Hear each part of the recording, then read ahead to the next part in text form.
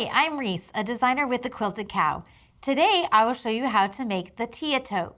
But first, I'd like to thank our sponsors, Husqvarna Viking Sewing Machines, Creative Grids, Rulers, Mats and Cutters, and the Wilmington Prince. Let's get started. Quiet on set, we are rolling. Today, I'll show you how to make the Tote. Check out our website for kits and patterns at thequiltedcow.com. The patterns and kits come with all the fabric you need to sit and sew. So let's get started. I'm going to move this out of the way right now. First, you're going to cut all of your fabrics to size. Your main fabric I'm going to lay in the center. And then you have a top band and then also a bottom band. Your smaller band will be on the top and then your thicker band will be on the bottom. This is how it's going to lay out. I'm going to set aside the bottom band for right now. I'm going to rotate this toward me. And then I'm going to fold over my band right sides together. Now I'm going to pin my band in place. Now that I have everything pinned down, I'm going to take it to the machine and sew 1/4 of an inch down that side. Let's do that.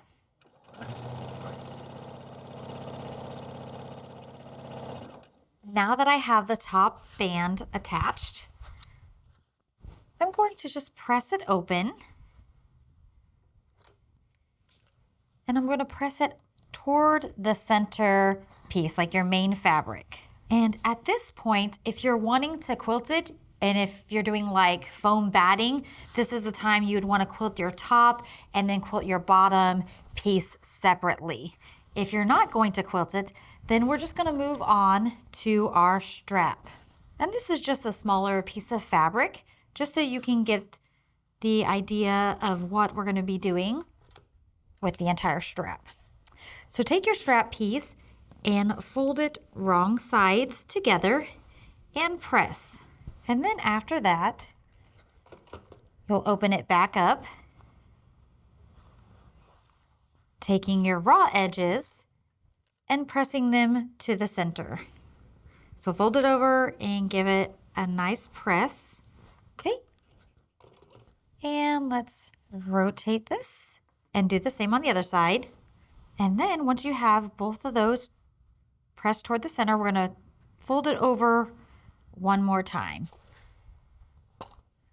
I love using Wonder Clips for my straps just to keep everything in place. So go ahead and clip or pin, and then you're going to stitch 1/4 of an inch on either side of your strap. Let's go ahead and do that.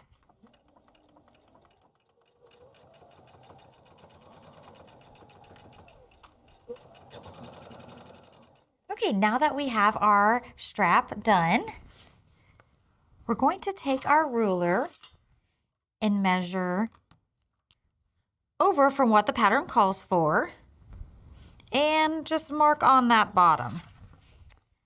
And same on this side. And then I like to measure over from the top as well. That way I know my straps are straight and in line. So just make a little mark at the top on both sides as well. Then I'm going to take my straps and line them up right where that mark was. Using a Wonder Clip, I'm just going to clip that in place. And then making sure your strap is not twisted, do the other side. Just laying that strap right inside that mark. And clip. And then, like I said, I like to just line up my top pieces. That way I know that everything is straight. Right inside that top mark. And I like to pin in place. Just throw some pins down the strap. Make sure nothing moves. Okay, now we're going to attach our strap. So we're going to stitch up the side, and you can see where my top band and bottom band attach. we're gonna go over and then back down. You don't wanna sew up on the top band, just where the seam is, where the two meet, and do both sides. I like to stitch on top of the top stitching we did originally for our strap. It just gives it a cleaner look. Let's take it to the machine and stitch on our straps.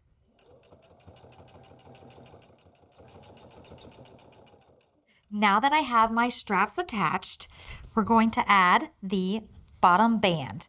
So lay your bottom piece right under your straps and fold it over right sides together, making sure everything lines up nicely, and just pin in place. When you get to your strap pieces, when you're sewing, I like to go over them just a couple of times just to keep that more secure. I like to go back and forth on it. Now that everything is pinned, let's take it to the machine and stitch the bottom band on. Now that we have our bottom band attached to our side panel, let's go ahead and press that open. And this time I'm going to press toward the bottom panel, making sure everything is laying nicely.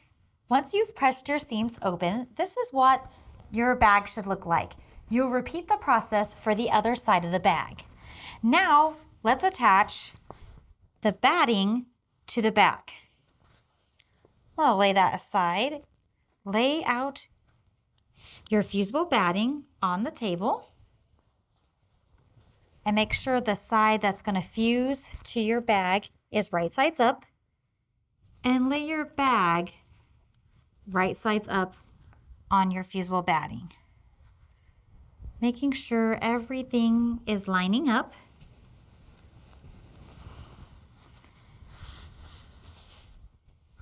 And then let's press it. And you want to press all over the bag, making sure that batting is getting fused to your bag. Now that you have both of your sides of your bags done, let's grab the other one, and you're going to lay them right sides together.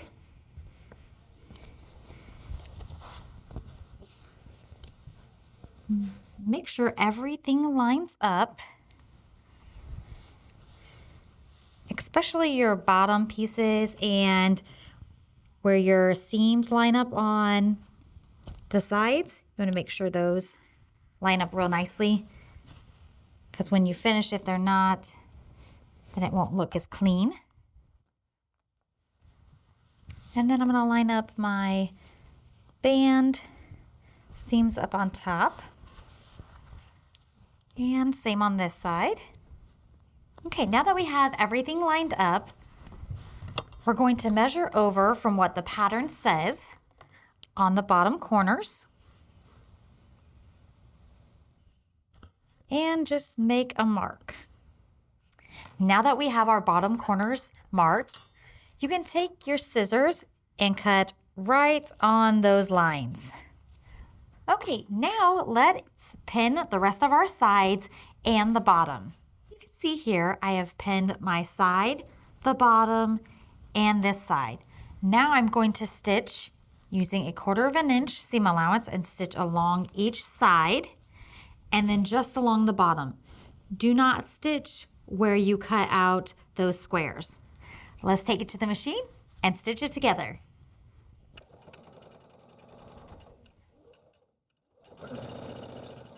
Now that we have our bottom and side stitched together, take the bottom corner that you cut out and lay your seams together. So this is what it looks like. We're going to open it up and press the side seam and bottom seam, lining it up together, and press one of the seams one direction and press the other in the other direction, and then just pin with wander clips. And then do the exact same thing on the other side. Okay, now that we got everything pinned in place, let's take it to the machine and use a 1/4 inch seam allowance to stitch that together.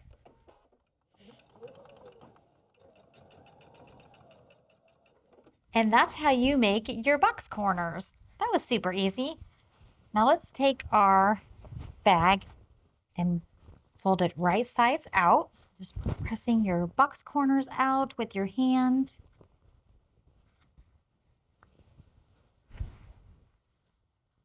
And there you have the outside of your bag. So let's go ahead and start on the lining. Set this aside for now. We'll grab one of our lining pieces.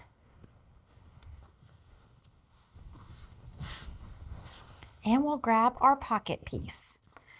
So first, on your pocket, you're gonna fold it right sides together and give it a nice press. We're going to stitch around the sides and the bottom and up this side.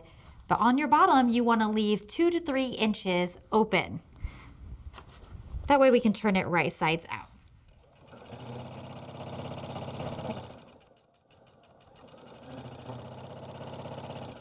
Now that we have our pocket stitched, we're just going to turn it right sides out. And then make sure you're poking your corners out nicely.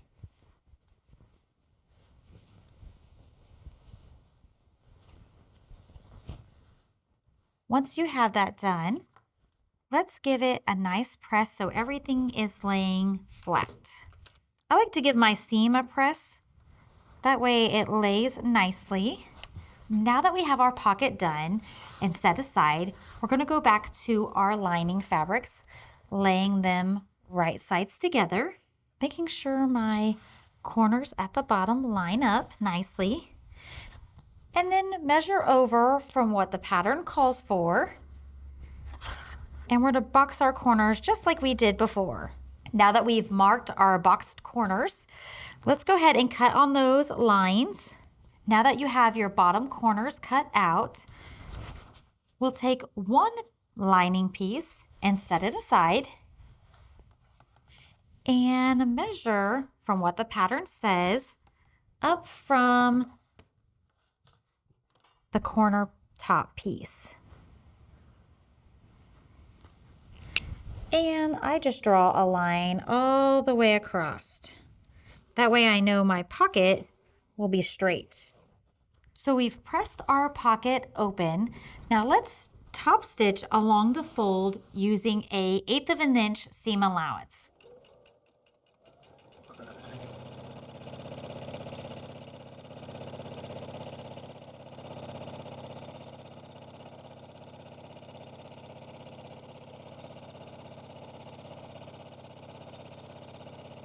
Now that we have our pocket top stitched, lay it in the center of your lining fabric. Let's go ahead and pin in place. And once we have everything pinned, we're going to stitch on each side of your pocket and then along the bottom, closing that opening down here. Let's go ahead and do that. I did my pocket a little different than what the pattern calls for. I stitched my edges together before turning it right sides out. You can do it either way. What the pattern calls for is just to stitch on the open bottom piece, then turn it right sides out so your sides will match up along your raw edges. So now let's lay our lining fabric right sides together, making sure everything lines up. We're going to pin along each side and along the bottom, but this time leaving an opening on the bottom about 3 to 4 inches so we can turn our lining right sides out when we attach it to our main part of our bag.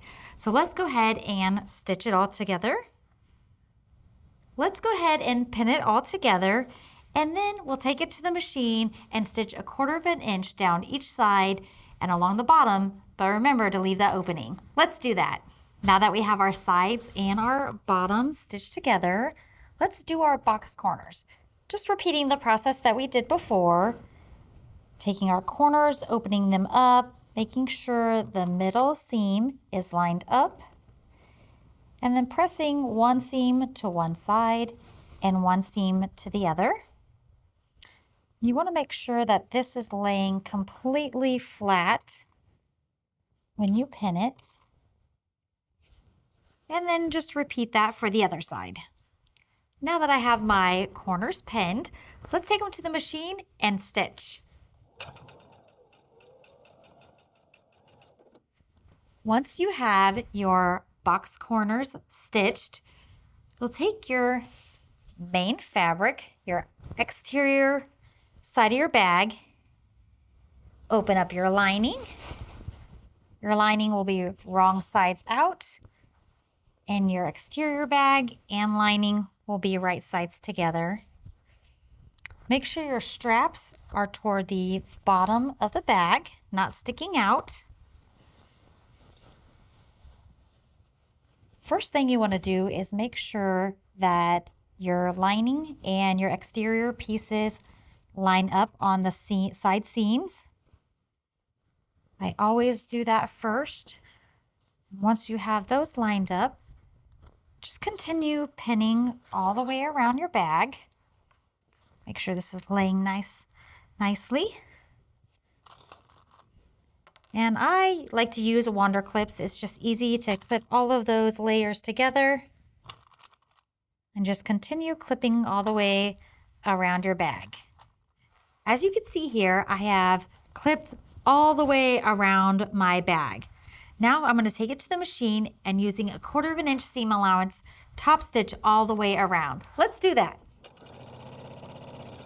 Now that I have top stitched all the way around the top of the bag, we're going to flip it right sides out.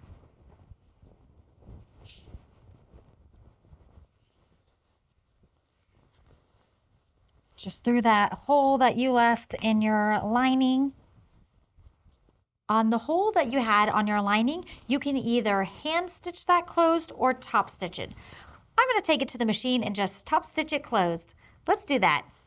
Once you have the lining opening stitched closed either by hand or machine, we're going to stuff our lining inside the bag.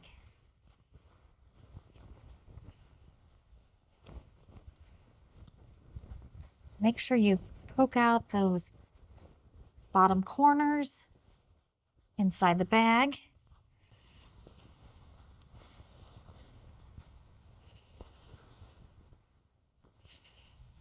And now we're going to take our fabric and with our fingers line up the seam from your top band and your lining. And just put a wander clip right on that. Continue going around, making sure that your seams are even all the way around. Now that I have pinned all the way around the top of my bag, making sure that my lining is not showing on the front, you're going to top stitch all the way around your bag. Let's do that. And there you have your Tia tote. Like and subscribe to watch all of our tutorials. Remember to check out our website at thequiltedcow.com for kits and patterns. Thanks for watching. Okay, you wicked cool quilters, good job. You made it to the end. We would like to thank our sponsors, Husqvarna Viking Sewing Machines, Creative Grids, Rulers, Rotary Cutters, and Mats, and Wilmington Prints for the beautiful fabrics. Thanks for watching.